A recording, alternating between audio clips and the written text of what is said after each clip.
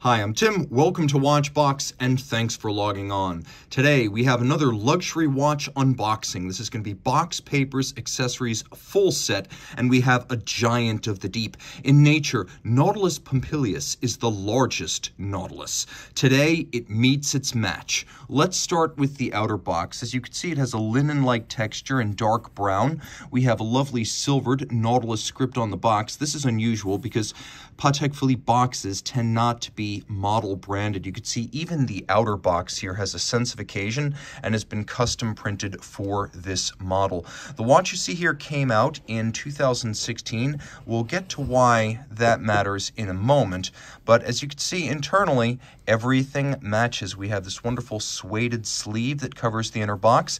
You can see once again the Nautilus script and the Patek Philippe logo have been twinned for this special occasion. Let's pull the outer box away, and now we hark back to the 1970s and the highly collectible, highly sought, and highly valuable full cork presentation box from the original Gerald Gentapend Nautilus 3700 Jumbo. Not only is it hugely collectible today, but it's historically significant as one of the first themed boxed sets, and that's exactly what we have right here, an historical homage that surpasses the original. Now you can see how big everything is here. Here's my hands to give scale. We'll zoom out a little bit so you can better see the watch and also better see the outer box. These are by no means the largest boxes offered by Patek, but they are among the most highly customized, which is to say these are special.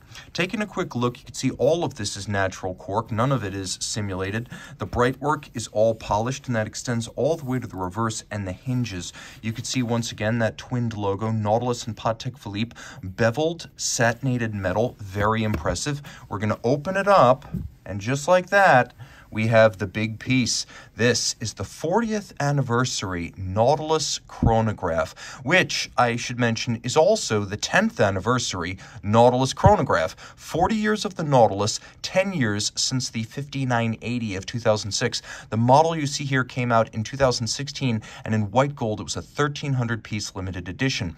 This is a special box. You could see internally all of the metal beautifully finished and polished, a real sense of occasion, and the box is not merely cork lined, it is solid cork all the way through. That is to say, the cap is a solid, roughly half-inch thick piece of natural cork that's been hollowed out and shaped to create the vessel for this exceptional edition. Taking a quick look, you can also see that there's a cork surround framing the watch, and then we have a little standard Patek Philippe accessory pillow to hold it all in place. Very special stuff here. This is a box you're going to want to keep, not just because it's great for the investment value of your watch, but because ultimately it is truly entertaining and a wonderful piece of horological theater. When not in use, you may actually want to display the watch in this box. Now let's take a look at the watch. A very special piece. If you ever wanted to go offshore but skip Audemars Piguet in the process, this is the way to do it. The 5976 1G that you see here is best described as the Royal Oak offshore equivalent in the Patek Philippe catalog, and that's notable because there's never been a Nautilus that's the equivalent of an offshore. This is the sole example. Previously, they never got that big, that bold, that strident. This is all of those things, and it is massive. You could see 44 millimeters is the rated size, but from side to side, that is winglet to winglet, it's actually 49.25 millimeters across the wrist, which is 3.6 millimeters broader than a standard Nautilus chronograph would be. And remember, the 5980 is by no means tiny. It isn't terribly thick at 12.6 millimeters, but it is broad, 49.6 millimeters from lug to lug. And then if you include the end link, the total distance across the wrist is 55.3 millimeters. Numbers I thought I would never associate with a Nautilus. No Nautilus has ever come close to being this large, and I suspect none ever will, as Patek wants to maintain this as a sort of all-time high watermark for wrist presence in the Nautilus family. Throwing it on my wrist, you can see it is quite large. It fits, but only just. If your wrist is smaller than 16 centimeters circumference, you're going to want to run up the white flag and wear a smaller Nautilus. Any smaller Nautilus. 5980, 5990, the 5726 annual calendar, they're all bigger than a jumbo, but they're a lot smaller than this, and they're a better fit option. That said, you can see how this thing would fit underneath the cuff. It has a wonderful weight to it. It's one of the most massive watches I've ever worn from any brand in any model line, and it's built the way you expect a Nautilus to be made. Beautifully finished, every detail carefully considered. You can see that this one has been worn and never refinished. If you buy it from us, it is factory only once, and we are leaving it that way. You could see that there are bevels, there are satinated elements, there's high polish. The bevel of the lug hoods even continues down the shoulders of the links. There's a taper to the links. They're integrated into the lug hoods in the case, the way Gerald Genta originally intended when he penned the first Nautilus back in 1976. And we have a tribute to that on the dial. This dial is a blue metallic, but it's more of a saturated blue than the sort of slate blue you see on other Nautilus models. We've also got a spectacular set of diamond indices. A few of them are brilliant cut, but most of them are baguette. It's quite subtle. When you zoom away, it's not the kind of thing that jumps out at you. It's wonderfully subtle, and it's one of the best uses of gems on a man's watch that I've seen. Now, we have a mono counter down at 6 o'clock. You can see coaxial chronograph, hours and minutes. Very useful. It is a flyback chronograph. Reset, restart without first stopping, screw down crown, and 120 meter water resistance. There's no loss of water resistance despite the size of the watch, and the chronograph pushers through the case. Now turn the lights off. You can see only the hands are loomed, so you don't get quite as much as you would on a 5980, but then again, there's plenty to console you for your loss of loom. Flipping it all over, you can see that it has a double folding clasp. We have little ceramic pin snaps in there so that the clamshell will not lose its tight tolerances over time, as the clamshell cannot wear down the ceramic pin snap. We'll take a quick look through the case back.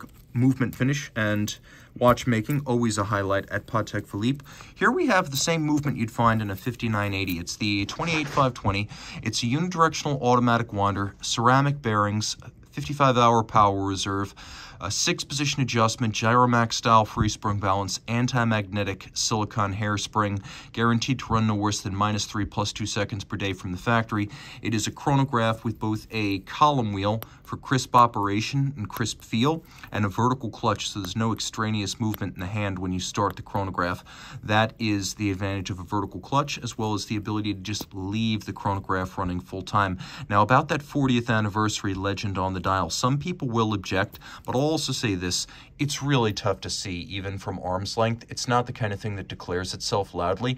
The size of the watch declares itself loudly. The legend does not. So if you want the ultimate Nautilus for wrist presence, this is it. 1,300 pieces for the 2016 model year. Now, let's see what kind of documentation came with this landmark limited edition. We're not done. Oh, no, not yet. Here we have a little folio made of very dark brown leather, and internally we have a couple of orientation elements. First, you can see that Patek Philippe maintains a library of publications. You could shop them online, or if you are old tech like me, you can go through the little catalog here and learn about all of the different publications available. You've got the authorized biography by Nicholas Folks. You can see en français and anglais, you have a description of Patek Philippe's establishment of its own catalog since 1982. It's been rolling out these officially authorized biographies, as well as collector's guide. We have a multi-volume tribute to the emergence of the portable watch, drawn from the archives and collection of the Patek Philippe Museum. You've got the catalog of the museum from 1839 to 1980. Beautifully illustrated. The Grandmaster Chime, the 175th anniversary piece from 2014. There is a volume dedicated to that. And as you can see, it is as comprehensive as the watch itself, which is a double dial watch. Taking a quick look, there's a little bit more. You have a volume on minute repeaters, the Star Caliber 2000, which was a monstrously complicated pocket watch from the year 2000. And that is that. Again, all of this available snail mail, but also online. Now let's take a look at your invitation to the Patek Philippe Museum. Established by Philippe Stern in a building he originally purchased from the casemaker Atelier Réuni in 1975, it is a formidable showcase of watchmaking history, and it's not self-serving in the least. 500 years of watchmaking history. Remember, Patek Philippe was only established in its initial iteration in 1839. A lot of this is French horology, a lot of it is English watchmaking. There's even some Americans in there. A wonderful multi-story building in the heart of the old city. Again, Patek Philippe's casemaker used to be situated here. And then we have all sorts of special exhibitions spanning the entire history of time, starting in the late Renaissance. So this really is quite comprehensive. And perhaps most impressive is that the admission prices are quite reasonable. You can see where it's located physically, and that kids under 18 get in for free. Look at that. Quite impressive stuff.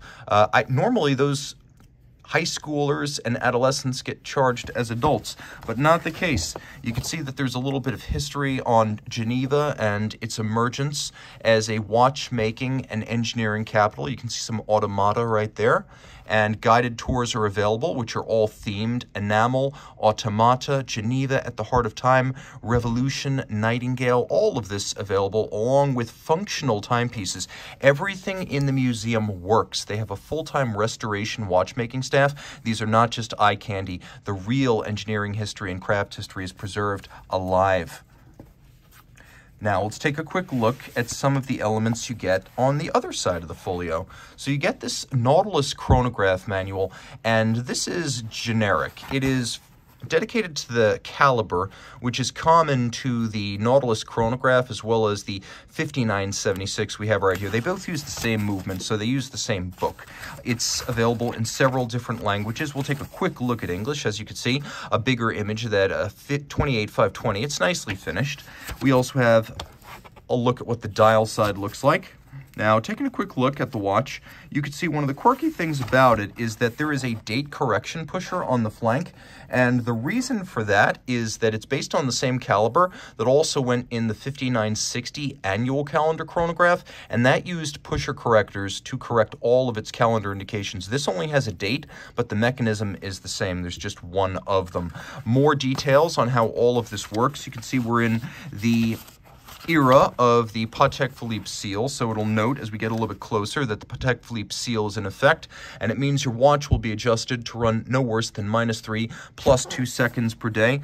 Some notes of caution when setting your watch. You want to make sure that if you do set that date, you do so between 1 a.m.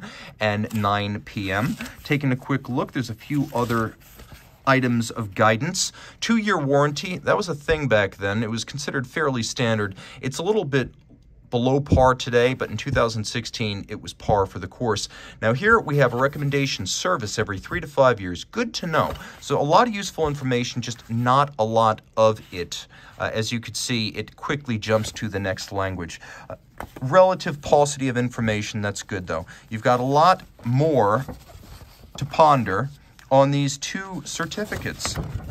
This one's generic. There's nothing tying this specific cert to this serial number, but it does give you an attestation that this is the official 40th anniversary Nautilus chronograph. 1,300 of them were made. It's got some wonderful glittering like printing there. You can see the blue printing is metallic, and then we have Xerox style copies of Philippe Stern and his son Terry Stern's signature right there. Here's the reference, there's the caliber. Things get a little bit more particular with the certificate of origin. This is the go, no-go birth certificate for the watch. Patek will not reissue this if you lose it, which means you need to hang on to it. The watch is worth substantially less without it. What's cool here is that wonderfully elaborate fountain pen calligraphy of the sale date and the original owner is present, and all of that was signed up manually.